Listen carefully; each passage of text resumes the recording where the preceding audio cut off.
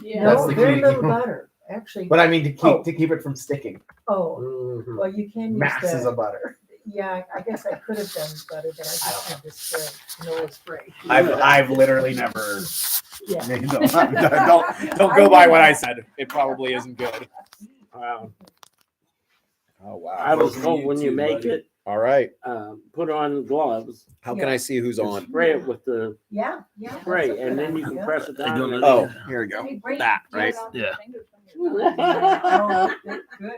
Oh, good. Bring some recipes, Phil. Is that your name, Phil?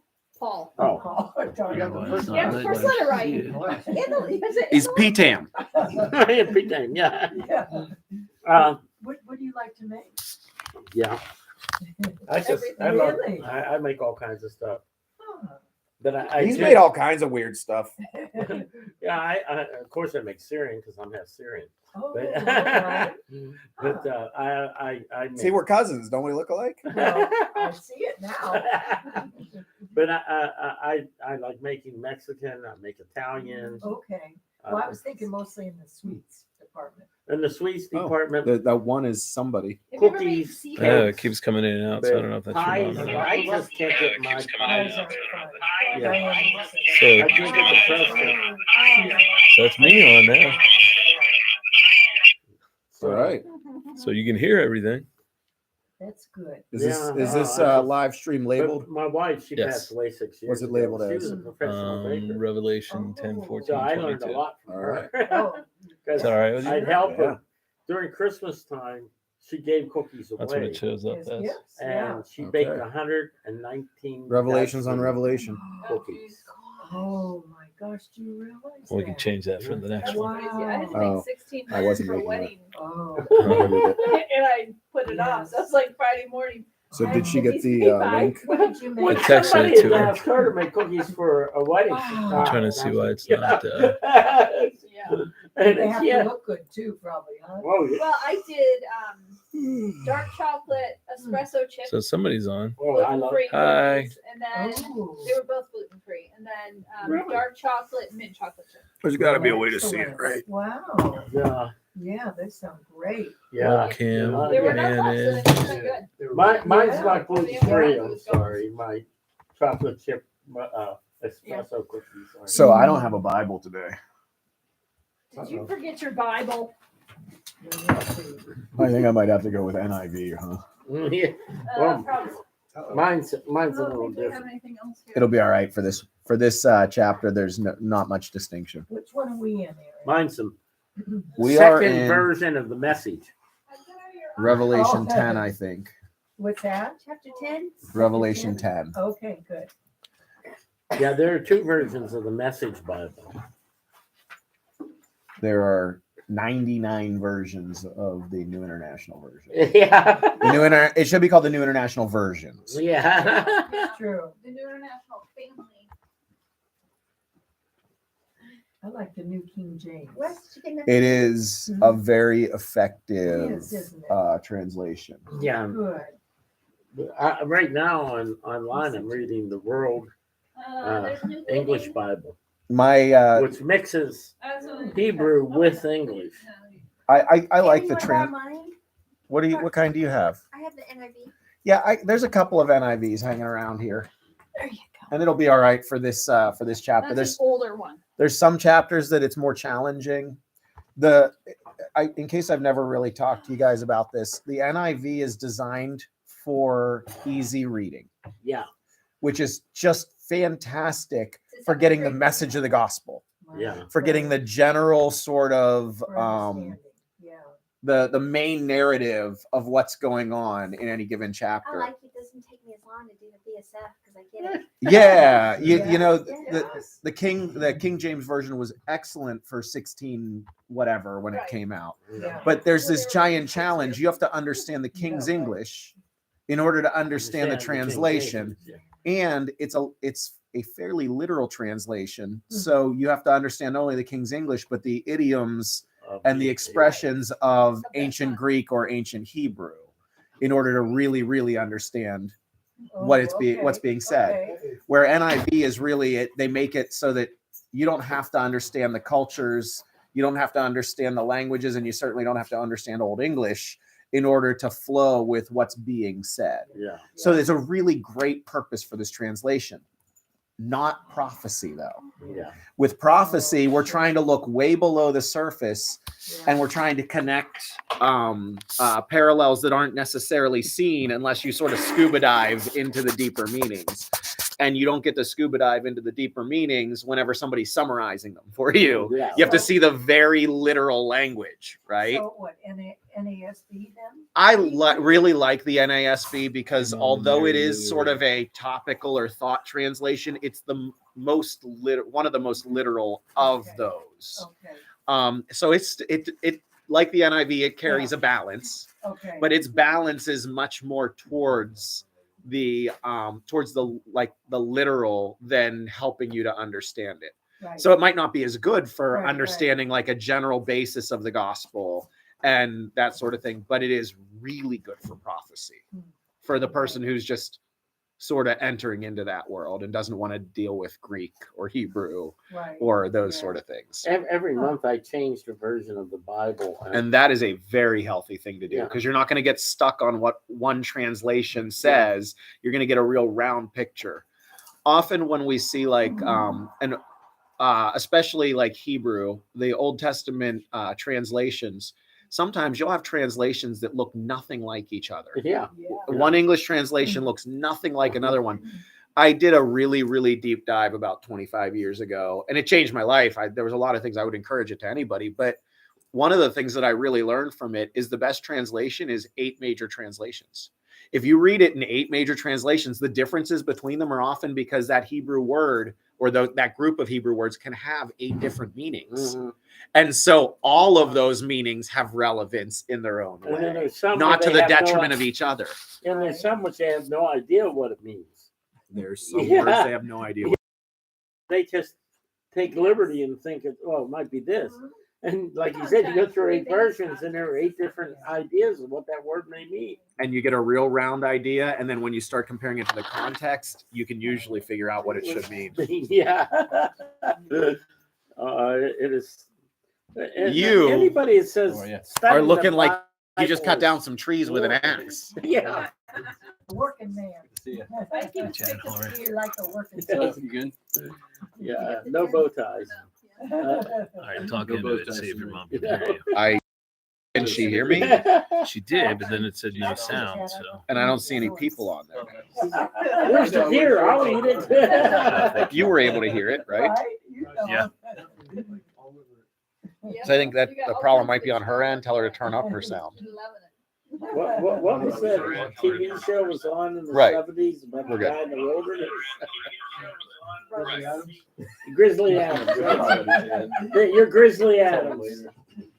Yeah, this is about to get real. He's about to Oh. be a man. Yeah, there you go. Oh, look how excited she is. Right? Yeah. She's like, I like the yeah, beard, I can do it. ditch the bow tie. Let's go flannel and beard. Aaron, yeah, not wearing the beard anymore, huh? Not so much with the job, I guess. But So I don't really have big opinions on this stuff. No, you can't. no, I'm just trying to figure out what she hit to turn it off. He's gonna record your beard answer. You get to listen Ready? to yourself. I don't like it. Take 2 is beard I don't know what she hit. Who's on somebody on FaceTime? His mom's on. And He's she doing said she lost the Facebook sound, Live. but she's not sure why. Tell her to Yeah, log something off on and her log phone. back But it's on. got to be something on her phone. Yeah, it's got to be something I on her turned phone mine because you're in good. Yeah, So, you should be hearing Usually me it's gotta right be now before she and passes everyone out. else. And Maria's falling asleep, so we're gonna start up. Yeah. And if she does fall asleep, we're gonna make her stand and read. So I didn't bring my glasses with me either. that's gonna make it all the worse, isn't it? Hey, Mocha, He's got too many good smells on him. She can't help it. Yeah. down. Yeah, but he smells so Like good. your Thank you.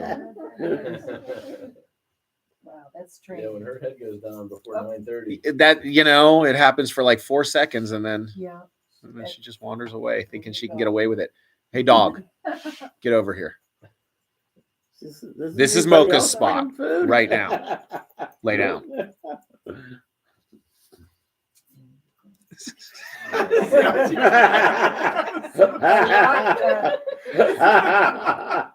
That was very sly. Yeah, that was cool. She started. She's just gonna lay down and make She's gonna lay down right there. and then she- So can you hear me now? I hope you can. That's hilarious. You know what we might have to do is I think I'm going to call my mother and see if we can get this volume thing worked out. I can hear you. I heard you talking. Okay, great. Just stay on. You can send the link to people if you want to. You're welcome to. We're going to just start up with prayer and start going. Go. All right. Text me if there's a problem. Get you back. I will. Bye-bye.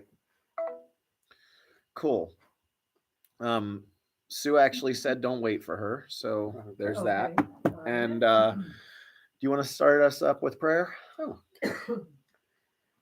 Father, thank you for bringing us together today and the ability to be able to praise and honor and study your word so that it runs deep within our spirit and within our hearts. And just bless everybody here for their commitment. Bless the food that we're eating and bless Aaron for the study. In Jesus' name, amen. Perfect. Amen. Thank you, Paul. We are at Revelation 10. Okay. It is the shortest book of Revelation, which is good because we seem to be disorganized and kind of relaxed tonight, which is also good. Happy Sabbath, everybody. Peace and rest and all those wonderful things.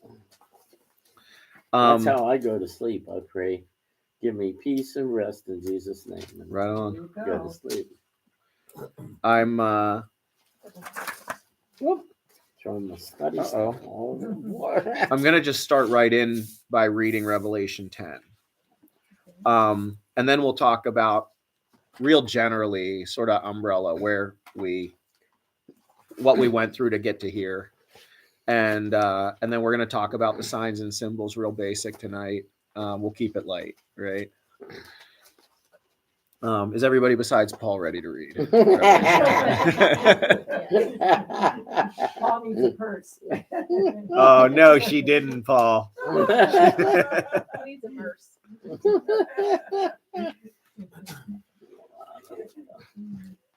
So starting in 10:1. Yes.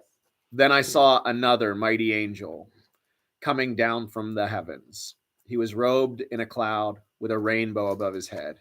His face was like the sun. His legs were like fiery pillars. He was holding a little scroll, which lay open in his hand. He planted his right foot on the sea and his left foot on the land. And he gave a loud shout like a roar of a lion. When he shouted, the voices of the seven thunders spoke. When the seven thunders spoke, I was about to write, but I heard a voice from heaven say, seal up what the seven thunders have said, and do not write it down. Then the angel I had seen standing on the sea and on the land raised his right hand to heaven. He swore by him who lives forever and ever, who created the heavens and all that is in them, the earth and all that is in it, and the sea and all that is in it, and said, there will be no more delay. But in the days of the seventh angel, when the seventh angel is about to sound his trumpet, the mystery of God will be accomplished, just as he announced to his servants, the prophets. Then the voice that I had heard from heaven spoke to me once more. Go, take the scroll that lies open in the hand of the angel who is standing on the sea and on the land. So I went to the angel and asked him to give me the little scroll. He said to me, take it and eat it. It will turn your stomach sour, but in your mouth it will be sweet as honey. I took the little scroll from the angel's hand and ate it. It tasted as sweet as honey in my mouth, but when I had eaten it, my stomach turned sour. Then I was told, you must prophesy again about many peoples, nations, languages, and kings.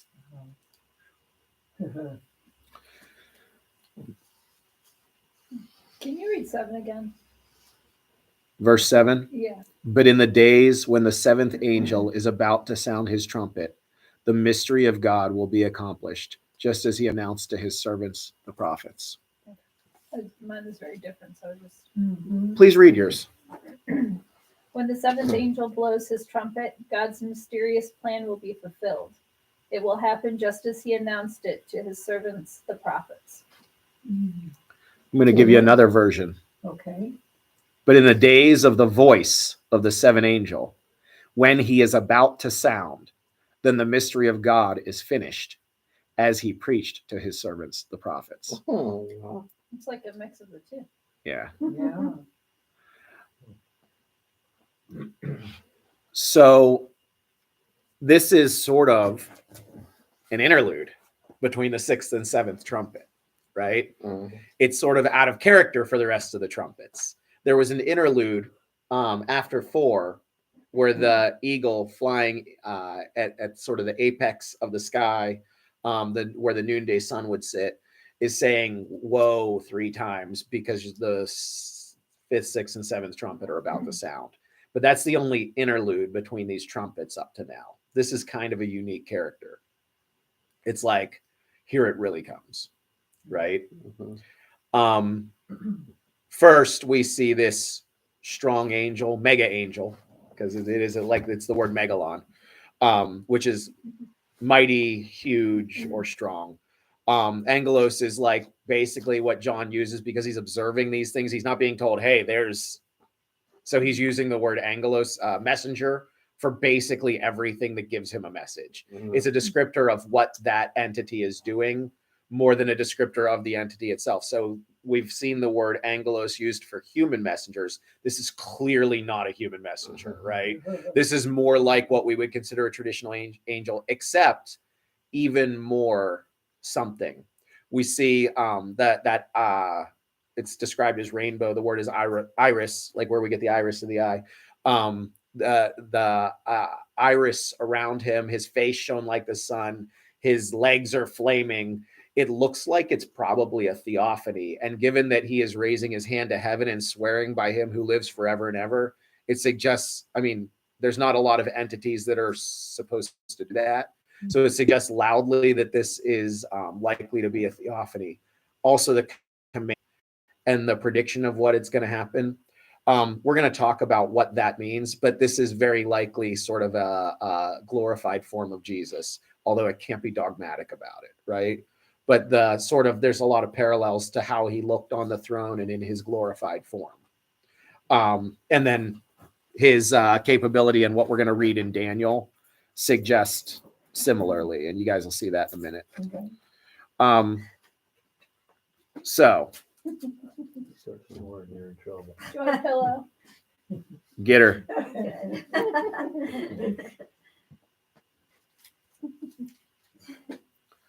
Going to Daniel, you said? Yeah, and good for me. I didn't write down which chapter. We're somewhere around Daniel 10, maybe 11. Where's it? I'm gonna find it real quickly.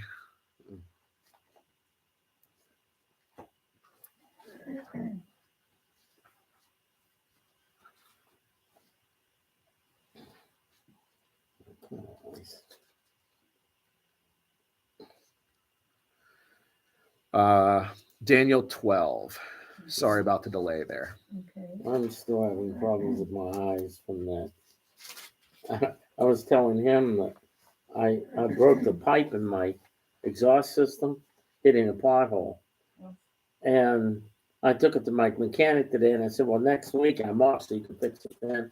He went under and looked and said, I'm fixing it now. I said, huh? He says, the hole was right under the driver's seat. You've been inhaling carbon monoxide. Yeah.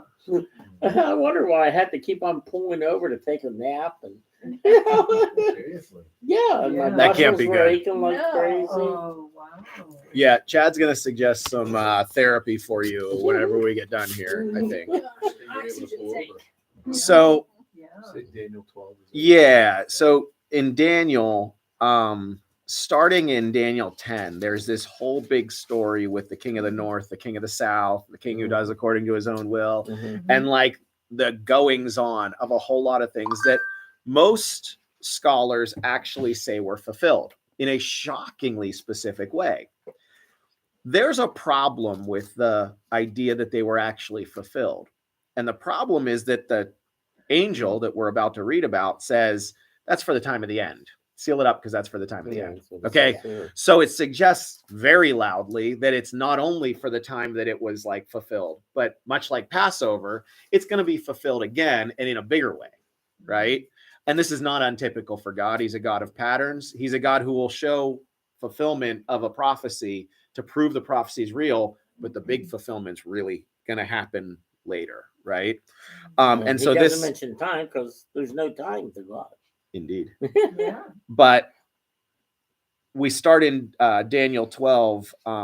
Michael, the great prince who stands guard over the sons of your people, will arise. We've talked about that before. It's more like we'll stand back.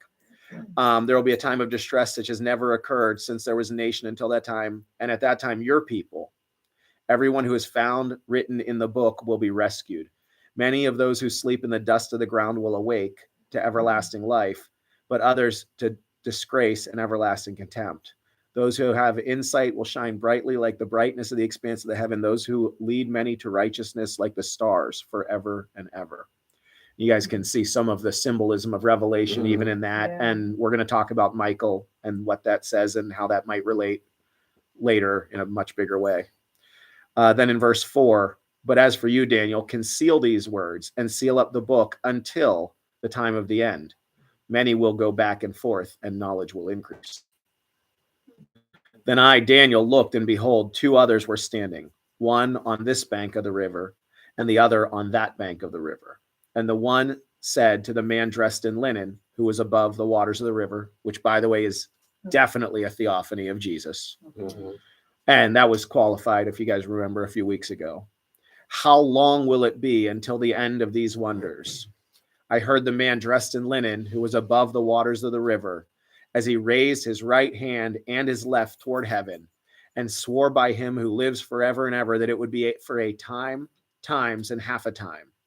And as soon as they finish shattering the power of the holy people, all these events will be completed. As for me, I heard but could not understand. So I said, my Lord, what will be the outcome of these events? He said, go your way, Daniel, for these words are concealed and sealed up until the end of time. Many will be purged, purified, and refined, but the wicked will act wickedly. None of the wicked will understand, but those who have insight will understand. From the time that the regular sacrifice is abolished and the abomination of desolation is set up, there will be 1,290 days. How blessed is he who keeps waiting and attains the 1,335 days. But as for you, go your way to the end. Then you will enter into rest and rise again for your allotted portion at the end of the age. So you guys see that really can't be about something that was fulfilled because it reaches to the end of the age, right? It's sort of self-explanatory there. But I want you to kind of focus back to basically Daniel 12:7 here.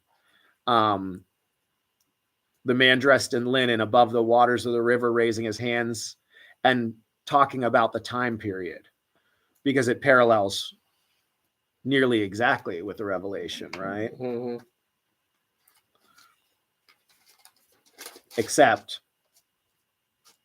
in Revelation 10, he says, okay, that's it. No more time.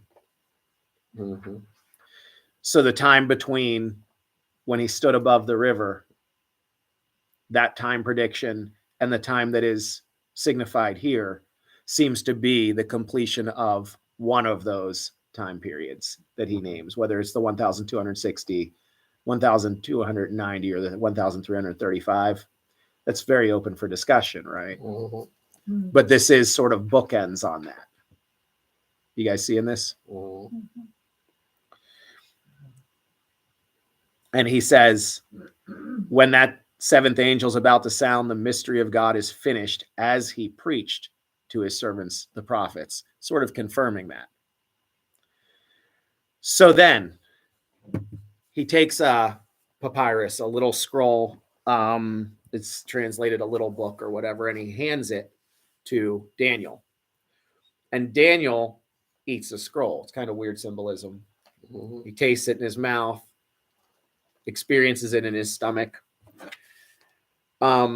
This is not a symbolism that is, it's not the first time that this happens in the Revelation. This happens actually a few times throughout Scripture.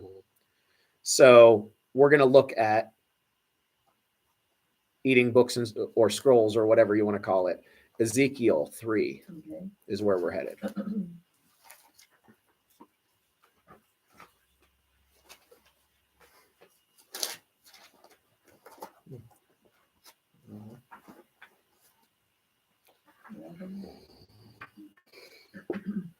Now, Ezekiel was already commissioned by God. He said, the whole house of Israel isn't listening to me.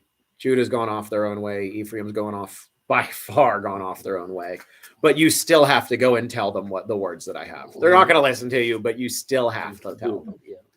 Right? And it says whether or not they listen to you, tell them. But essentially, God's warning him. They're not going to listen. Tell them anyway. Right? He says to Ezekiel, we're just going to go to 3:1.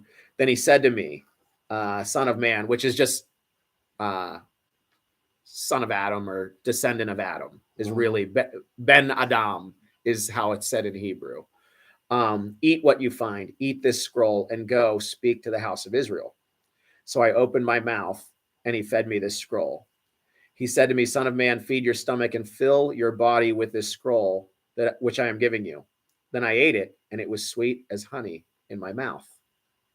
Then he said to me, son of man, go to the house of Israel and speak with my words to them.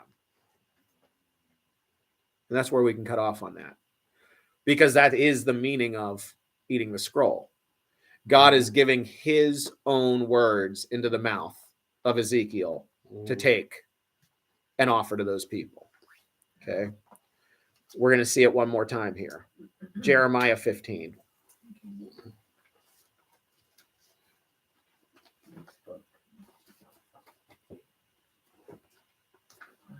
It's nice that you picked ones that were nice and conveniently close to each other. Hey, just for you, this one time. Don't plan on it happening ever again.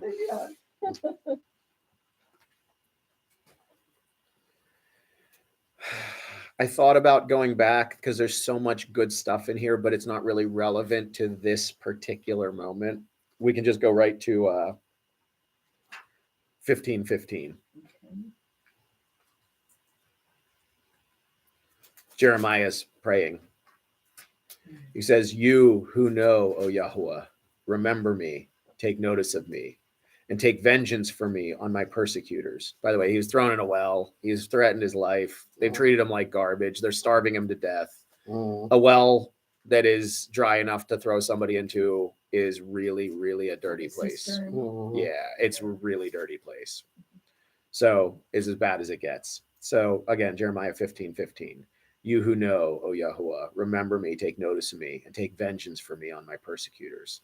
Do not, in your view of patience, take me away. Know that for your sake I endure reproach.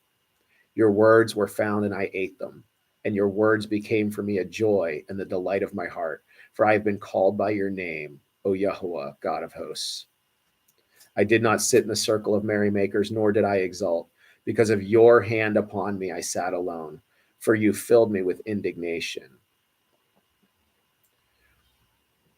Jeremiah was given, and there's probably a place where we see it, but I picked that up today.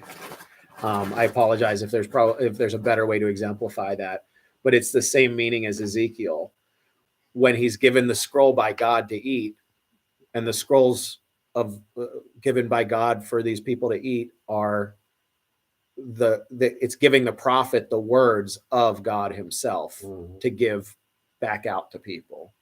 And they're always, every time they eat them, as sweet as honey in the mouth. Well, we'll go to Psalm 19.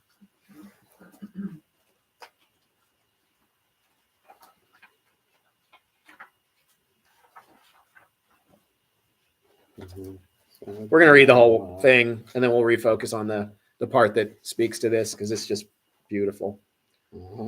The heavens are telling the glory of God, and their expanse is declaring the work of his hands. Day to day pours forth speech, and night to night reveals knowledge. There is no speech, nor are there words. Their voice is not heard.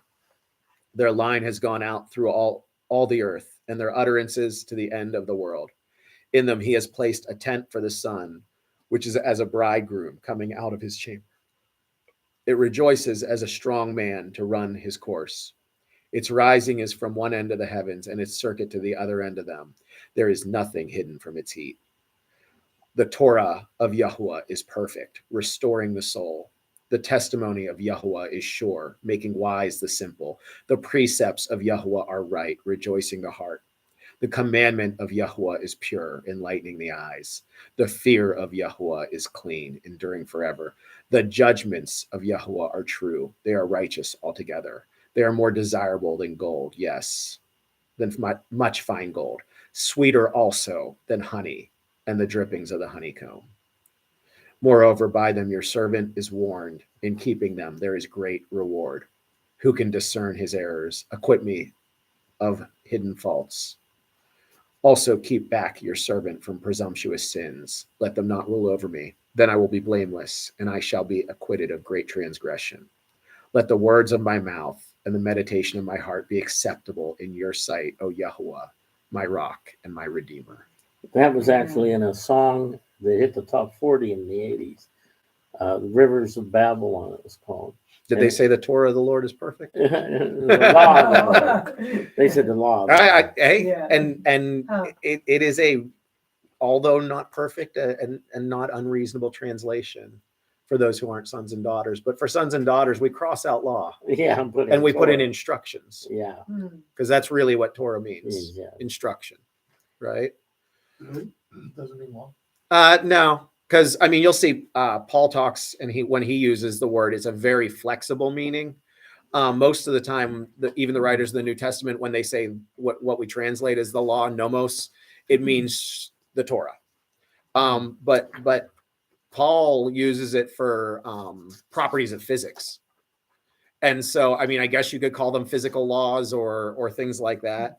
But like he'll say Paul will say the law of sin and death, but it's like the design, the underlying design that is. So we think of law, we think of like statutes and commands, but those are actually unique from the instructions. The statutes and the commands are only portions of God's total instructions. There's a bunch of instructions that don't lead to death, right? If you break them, they don't lead to death. But are we supposed to keep all of them? Of course, right? There's remedies for so many of them that seem really mild. It'll be like, oh, if you touch a dead body, go wash your hands. That's one of the instructions of God, right? Well, we can call it a law, and we can say, oh, it's the law isn't really relevant. But I assure you, Pharisees did. They didn't do a law. the Pharisees made it into this really complicated thing. They added to the law. They added to the instructions, actually. But like, is it good instruction to wash your hands after you've touched a dead body? It's a pretty simple answer, right? And so we've sort of germs and stuff. It was like trying to help them out. Yeah. I mean, it is amazing how helpful it is to a people who don't have to know about microscopic organisms. Yeah. Just wash your hands. If 17th century England had been listening to the Torah of the Lord, if they had only been listening, they wouldn't have had such infant mortality rates. Yeah. So much fun. Well, so much for sure. But they were doing autopsies and then going right over and delivering babies and then wondering why the babies were dying. Yeah. Cholera also from like standing water. Absolutely. And then they didn't have proper indoor plumbing. And so they were using chamber pots and throwing them right out their windows. And they weren't burying their waste 100 yards out of camp. If they had been doing that, they wouldn't have had basically Black Plague or a whole bunch of other issues. So like all of these beautiful instructions, God said, by them you will live. Yeah. Like they were supposed to be and still are supposed to be for our benefit. Well, we've advanced ourselves out of needing what God said, right? Yeah. Okay. Yeah. But Aaron, when you're speaking of the law, you mean the first 5 books? yes, Okay. the Books of Moses. often called the law of Moses, the instructions of Moses. But that's everybody but Paul, when they say the word law, that's what they mean. Paul uses it much more. He was a native Greek speaker. He uses that word nomos much more flexibly, and he uses it in like an Aristotle kind of way, where he is very comfortable using nomos for like the sciences, for the structure of physics in the known world as we understand them. So when he says the law, you wouldn't call the law of sin and death the same thing that is the law that gives grace, and yet Paul says both of those things, right? Yeah. Those are not the same principles. And we impute that Paul's saying the Torah, like in both cases. Neither of those cases is really what he's saying. He's saying because sin entered the world, death also entered the world. That's the law of sin and death, right? That's just the nature of how things are.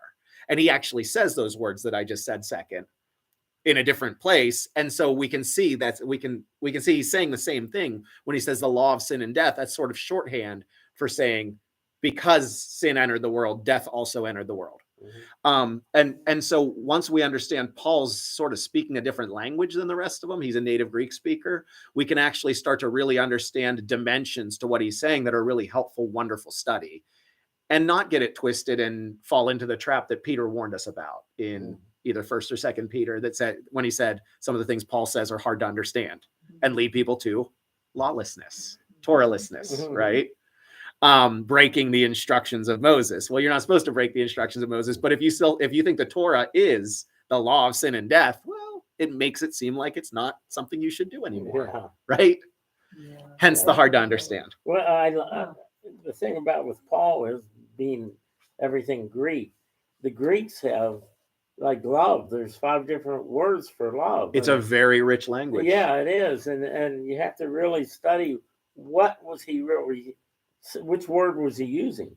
It's important. Yeah, it's important, and so we should be really not treating that lightly when we're going into that, especially with a native Greek speaker, right? Yeah. So jumping back to this, we see God's instructions being compared to honey, right? We're going to see more though. Psalm 119, 103.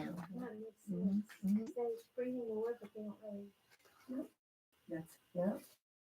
119, longest book in the Bible. You got it. Where are we going to answer? 119. Psalm 119. Okay. Which verse? But we're gonna jump into Mem. Okay, explain that. So Psalm 119. I'm gonna get the word wrong, but it's a anachronistic. Is it anachronistic? Is that right? Yeah, Yes. something like There's, for each letter of the Hebrew alphabet, there's another stanza of this poem from Aleph all the way to Tav. From the first letter, so it'd be like from A to Z, we have an A, a B, a C stanza for the Psalm 119. And it's super long and huge because each letter has its own set of stanzas. Interestingly, we know that the Septuagint is a more proper version, ironically, because the Masoretic text is missing one of the letters, which the text that we get Psalm 119 from is actually missing one of the Hebrew letters, and the Septuagint, the Greek Psalms, are not. So we actually have a more perfect, ironically, Psalm 119 from the Septuagint. But in Mem, we're going to focus in at verse 103, but we're going to start in 97. Oh, how I love your Torah. It is my meditation all the day. Your commandments make me wiser than my enemies, for they are ever mine. I have more insight than all my teachers, for your testimonies are my meditation. I understand more than the aged, because I have observed your precepts. I have restrained my feet from every evil way, that I may keep your word. I have not turned aside from your ordinances, for you yourself have taught me. How sweet are your words to my taste, yes, sweeter than honey to my mouth. From your precepts I get understanding, therefore I hate every false way. There's that comparison to honey again, right? Proverbs 24:13.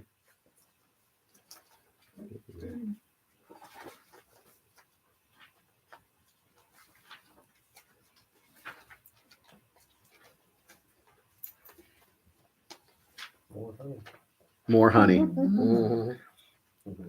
My son, eat honey, for it is good. Yes, the honey from the comb is sweet to your taste. Know that wisdom is thus for your soul. And if you find it, then there will be a future and your hope will not be cut off. And of course, there's nothing more wise than the instructions of God, right? And so they're the sweetest honey in this language that we're sort of diving deep on and discovering. So it's not inconsistent when God is, and you'll see it every time, God is telling somebody, or Jesus is telling somebody, eat the scroll. Now go and prophesy. Now go and preach to. Now go and tell people. Because he's giving them the words. And of course, when they eat it, it's as sweet as honey in their mouth, because the words of God are always sweet, right? And it really is in love. them. And it really is in them. Yeah. That eating of the scroll is symbolic for Jeremiah, for Ezekiel, and for John of the being given the ability by God to then speak the words that God has for that. And to- the authority. It's absolutely, it's God's own words that they're then going to be giving out. The nuance of what John says here is it turned his stomach bitter. Well, we know why, right? Because we know what this is about to be. This is not tribulation on believers. This is the wrath on unbelievers. It's about to get really, really ugly. So we already had the woes from the eagle or vulture flying in mid-heaven. We were already told that the last 3 trumpets are going to be worse. We were already told that the wrath of God is about to be poured out when the trumpets were starting to be sounded. And it's been ramping up as it goes along, and this is where it gets really, really serious. Scary serious. Scary serious. 11 is really. Yeah, and 11, we're preparing for 11 and what we're going to be dealing with, and 12 and 13. I promise it'll become much more understandable, probably as we're going along in this first 10 chapters. If you guys have gone and then read ahead now since we've been talking, all of it starts to make sense because of the nature of the languages, that as you start to understand some of the signs and symbols, it becomes more native. It becomes more obvious. It's like it's like learning to swim, basically, right? So we relate to it better. Huh? Yeah. As first you learn to dog paddle, and then you learn to do more advanced, and the more advanced you get, the more advanced you can become. But like things start to be more native as you spend more time in it, in the waters. 13, really, you look around and say, We're going to make every one of those signs and symbols ascertainable and understandable. That's my goal anyway. And feel free to bring forward questions. Back to, in deference to Chad, who already knew, back to the Revelation, because he says when I don't announce it, that means we're going back there.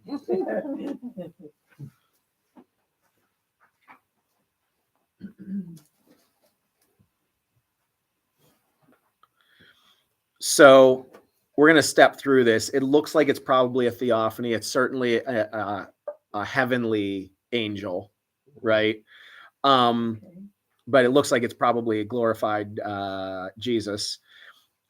Placing his right foot on the sea and his left foot on the land is symbolic of this being for all those people, and potentially also his authority over all the people of both the sea and the land. There's nothing that's not under his authority. So this wouldn't be an improper understanding, and it would be consistent.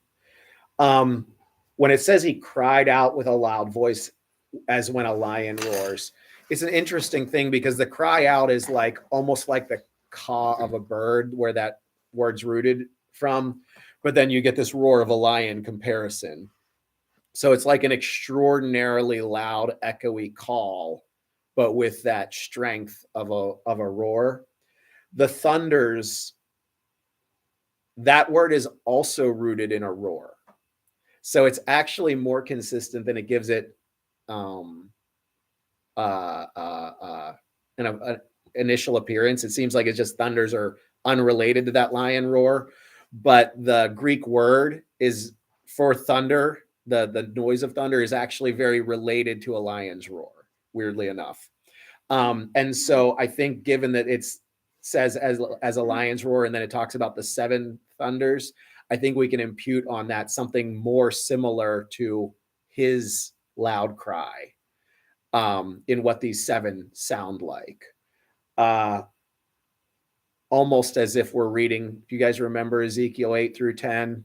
The ones who follow behind with destroying weapons in their hand.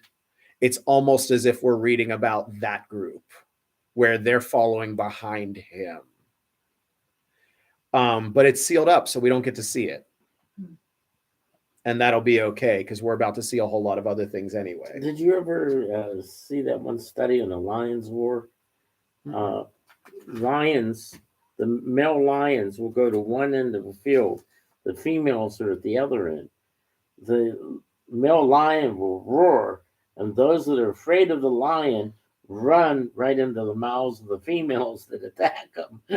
But those who aren't afraid and respect the lion, the male lion, stay and are safe. Isn't that kind of isn't it kind of like what Interesting. God, yeah, isn't it? Yeah, it does seem to be like the 7 are more like, it says thunders, and it definitely does say thunders, but it's more like responsive, like kind of what you're talking about. Yeah. And then we see him raise his hands and say, no more delays, in contrast to Daniel, where he says the time periods of delay. Here he says, no more delays. But in the days of the voice of the 7th angel, when he is about to sound, we're still in the middle of, we finished up the 6th basically, but we're preparing for the 7th trumpet. The 7th angel, when he is about to sound, then the mystery of God is finished. Mystery is a real weird word. It's sort of like we think of a mystery, where the concealment is a portion of it, but they used to call like the Gnostic religions the mysteries.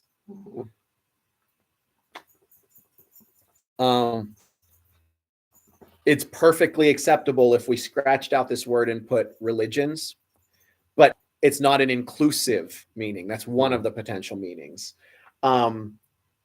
When God talks about it in this, because it says the mysteries, the mystery of God as he preached to his servants, the prophets, instead what we're looking for is concealed things that the prophets were given. Does that make sense? So when Daniel was told, shut up the book, seal it, for it's at the time of the end, that is something that would very much be a mystery of God given to a prophet. And in fact, I think that based on us seeing the same kind of theophany and the same kind of symbolism, I think it's screaming loudly for those who are seeking that this is the unsealing of what was sealed through Daniel, right? He was given it, told to eat it, and he was told not to talk about it.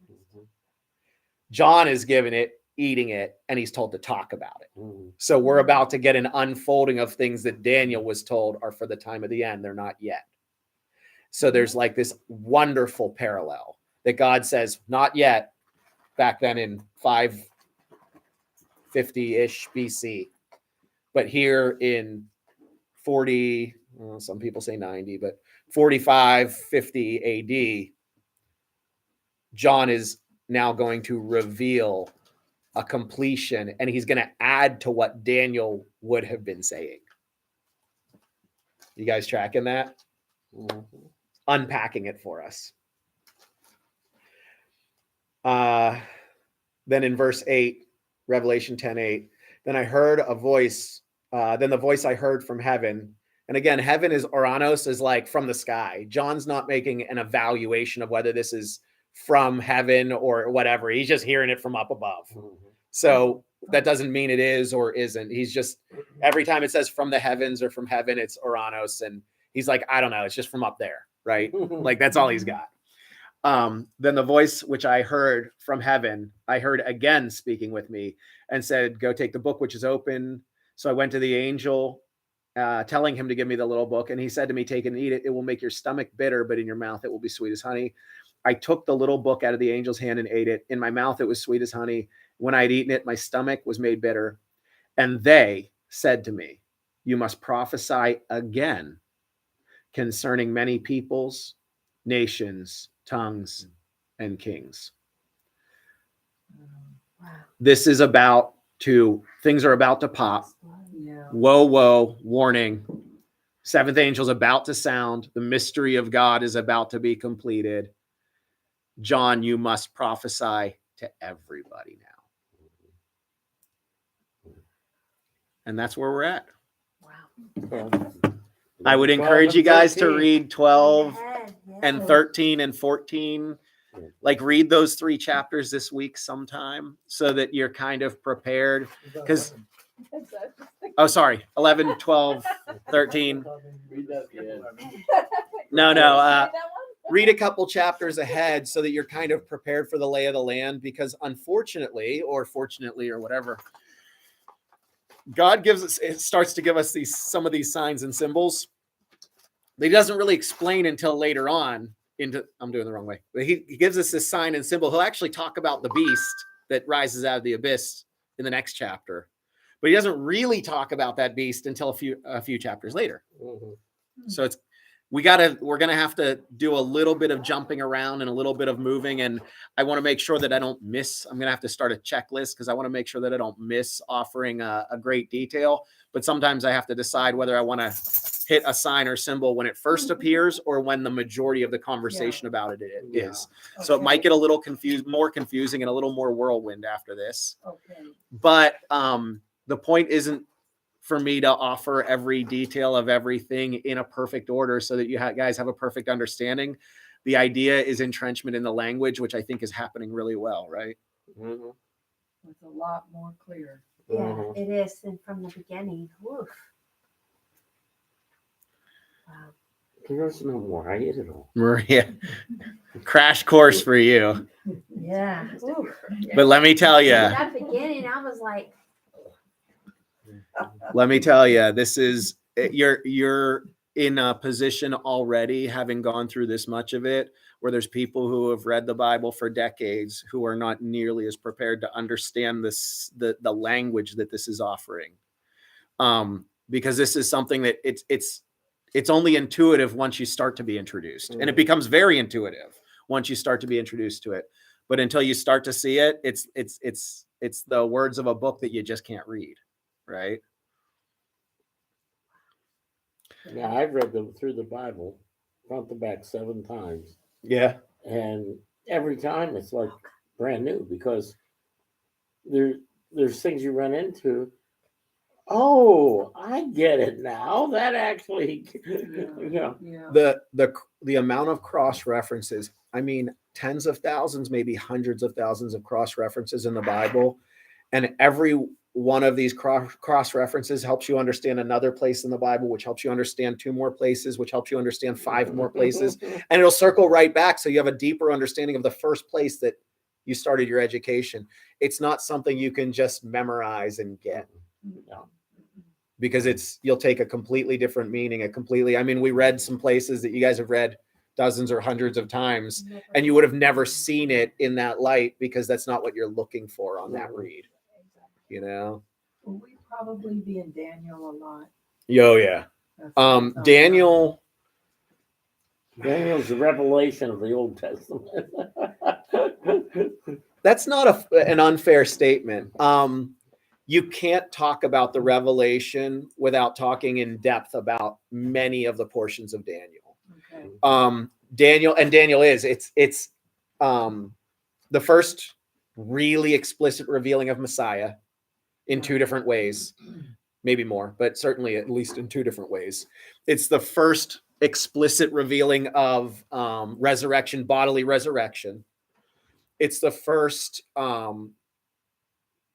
absolutely explicit revealing of God's kingdom, which will be established on earth and will rule the earth. It's the first explicit, Daniel's actually says, I saw the most amazing thing, and I'm summarizing it, but he says, I saw the most amazing thing.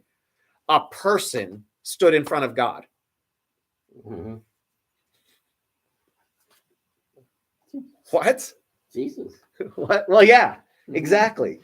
It's where Messiah, the Messiah idea starts. Mhm. Now, there's some rumblings, there's some ideas ahead of that, but that is like super explicit. There's going to be a person who can stand before the Father.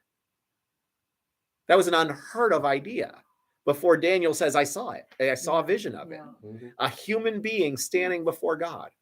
And then he goes on to say, and all power and authority on earth was given to him. Mhm. So not only can he stand before God, he's perfect, Mhm. but he's actually a human, and he's going to be a king, the king. Mhm.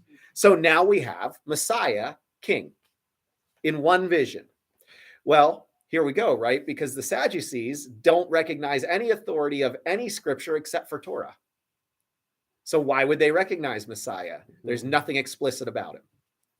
The Pharisees absolutely recognize the authority of Daniel. So they say, yeah, Messiah, but he's going to be a king and a conqueror. Mhm.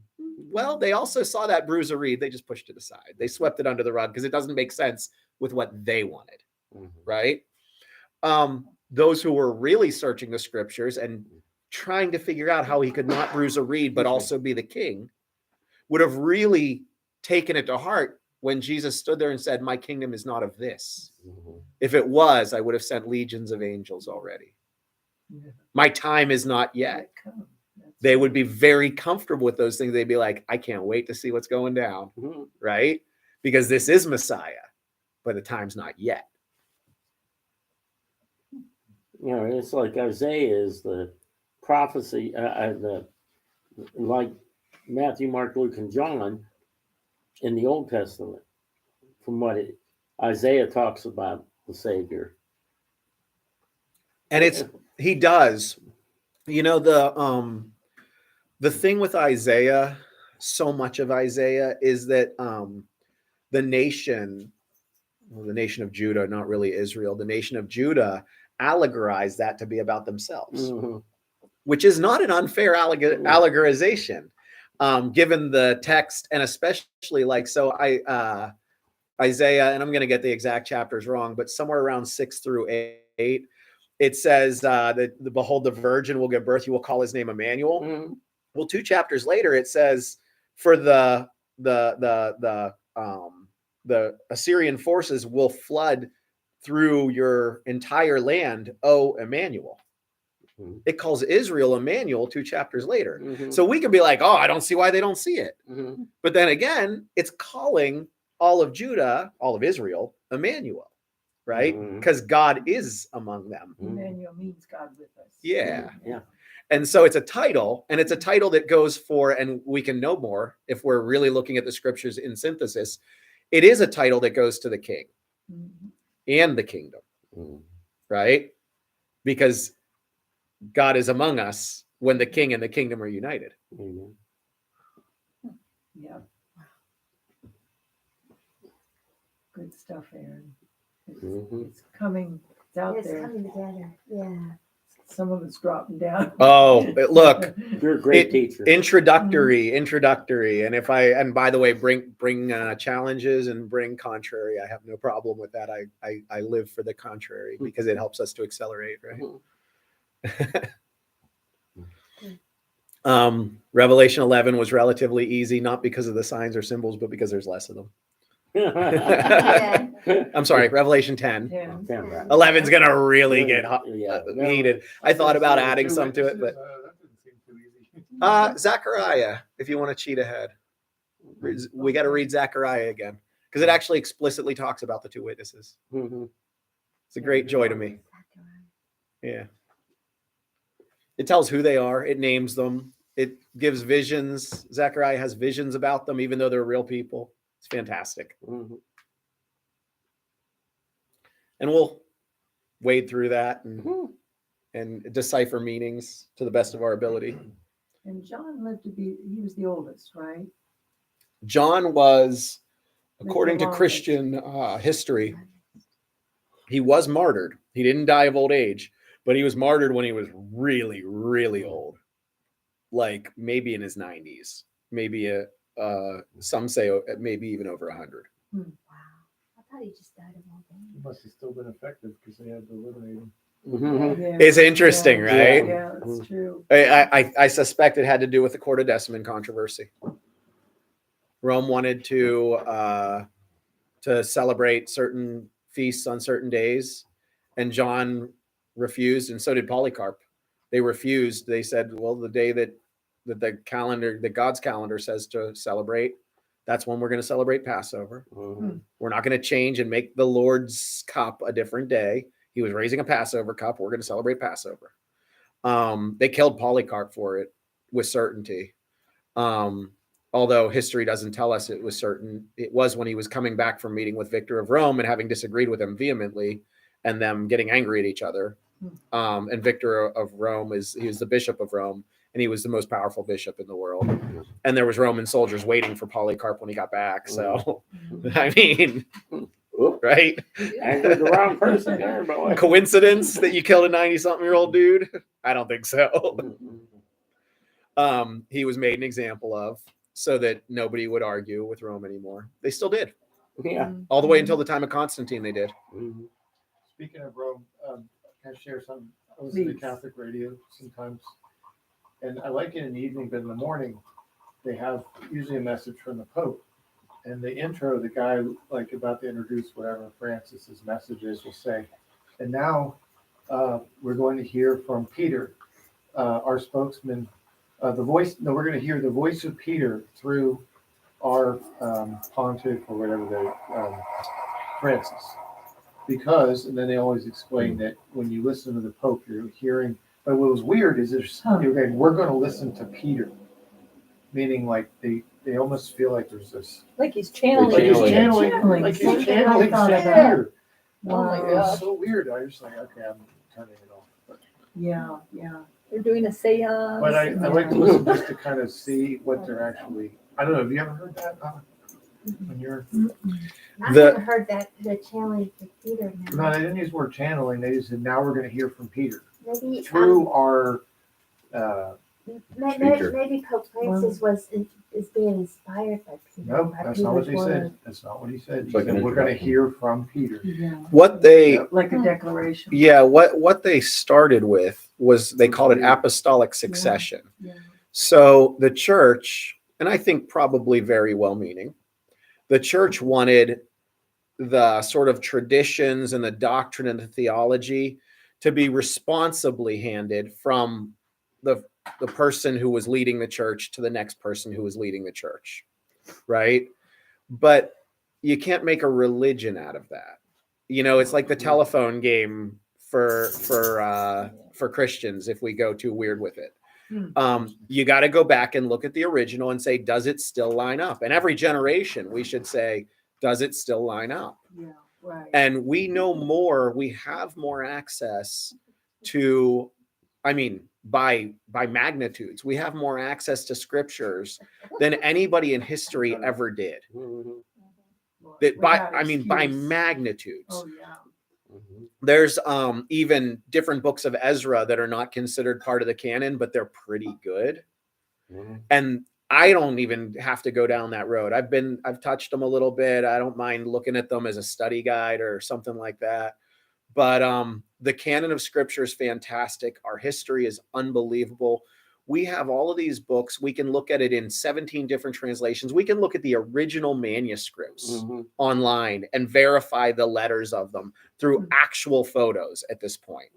Like, this is not something anybody in history could have ever done. The Library at Alexandria has nothing on what we have available now with the internet and with the publishing capabilities that we've been gifted. Yeah, I have like 50 translations right there on my phone. It's unbelievable. And who in history could have had anything like that? Yeah, it was just amazing when I was King I was, James like, came tapping out, and going baby. through like 5 different translations while he was reading Oh to my compare gosh. stuff. It's Yeah. unbelievable the scholarship that we have. In fact, it says, Daniel, seal this up till the time of the end. People will go to and fro and knowledge will increase. Here we are, guys. Yeah. Mm-hmm. Yeah. Yeah. If we don't figure it out in this generation, we're failing. Yeah. It's true. This is the increase. This is the ability to go to and fro without it going anywhere. Yeah, but as Revelation says, that there'll be so much knowledge that it'll become a self thing where every person is going to be the king of knowledge. There's so much false teaching that it's so confusing. Mhm. Well, that's- It's so easy to be led in the Yeah. wrong direction. I mean, I'll tell you what, I'm doing my best to give you guys biblical Mhm. traces and biblical lines. Y'all can go and look. Just pick up I don't care commentary. You on what we've studied so far, go pick up commentaries and see what they say. Mhm. Compare it. I've looked, I've gone down rabbit holes. It is hard to find a good revelation study. Yeah, It is hard to find a good revelation study. yeah. Exactly to your point. We want it straight. Well, Really. Mhm. if God told us he means something, why are we going and looking at our own flights of fancy about it? Mhm. A lot of times it's because people wanted to impute the signs and symbols to things that are going on in their culture. And boy, I understand the temptation for that right now. But until we're done really formulating, understanding the internal, I've said it like this. I believe when we completely, really properly understand the signs and symbols of Revelation to the point where it reads like a history book, Mhm. whether it's a history past, present, or a history of things to come, it's not material. We will be able to lay it over the things that have already occurred and see clearly what has been fulfilled and potentially what hasn't yet. Mhm. And it's going to be too obvious. But To it's not getting see. close to that. I think that we're probably in times that things have happened. Mhm. I actually think that. Mhm. How much has happened, what these things mean. Yeah. I would love to talk about that as a group once we finish Mhm. the end of Revelation and these internal understandings of the symbols and do some thought experiments That as a sounds group cool. I like and that. say, well, what about this? Well, it can't be because of this. What about this? It can't be because of this, or maybe this because this fits as well. And like actually have those thought experiments and really critically look at potential applications, not future, but current and past applications of what has already occurred in the prophecies. Be kind of a fun exercise, right? Mhm. I think it'd be, I don't know how fully, I don't know if we'll figure them out, but if not us, who? Fun to talk about. Yeah. Absolutely. And if not us, who? There's not a lot of groups Yep. that are going at this level. Mhm. All right, I'm gonna end the stream for the evening. I think only Mom got on here. Call me if you want. And Mary Lou. Oh, And who? Mary Lou? Aw, Mary Lou? fantastic. That's what your mom said. Well, bye, guys. Is mom still on her way? Just a little one, Cindy Lou, who- I guess she